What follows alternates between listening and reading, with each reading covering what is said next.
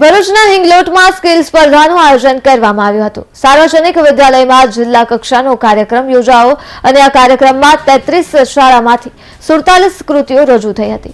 Electronics and hardware, automotive, agriculture, food and processing, IT સેક્ટરની કૃતિઓ રજૂ થઈ હતી। તો આ પ્રોગ્રામમાં ભરૂચ જિલ્લાના શિક્ષણ અધિકારી, જિલ્લા પ્રાથમિક શિક્ષણ અધિકારી, જિલ્લા કોઓર્ડિનેટર ઉપસ્થિત રહ્યા હતા।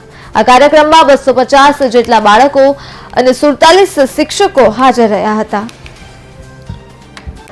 આ સ્કિલ ડેવલપમેન્ટ પ્રોગ્રામનો હેતુ એ છે કે બાળકો ભણવાની સાથે સાથે પોતાની અંદર જે સ્કિલ પડેલી છે, જે કૌશલ્ય એમનામાં પડેલું છે એનો વિકાસ કરી શકે, એના માટે એમને માર્ગદર્શન આપી શકાય અને ભવિષ્યમાં એ જ સ્કિલ ડેવલપમેન્ટ દ્વારા એ પોતાની રોજગારીનું સર્જન કરી શકે એવા ઉમદા હેતુથી ગુજરાત સરકાર દ્વારા આ પ્રોજેક્ટ શરૂ કરવામાં આવ્યો છે।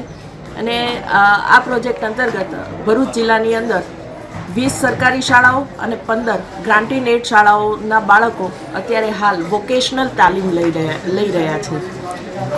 47 જેટલા ટ્રેડમાં વોકેશનલ તાલીમ આપવામાં આવે છે। 7 મુખ્ય સેક્ટર એના નક્કી કરવામાં આવ્યા છે, જેમાં beauty and wellness, apparel, nutrition, કૃષિ જેવા અનેક વિષયોને આવરી લેવામાં આવ્યા છે।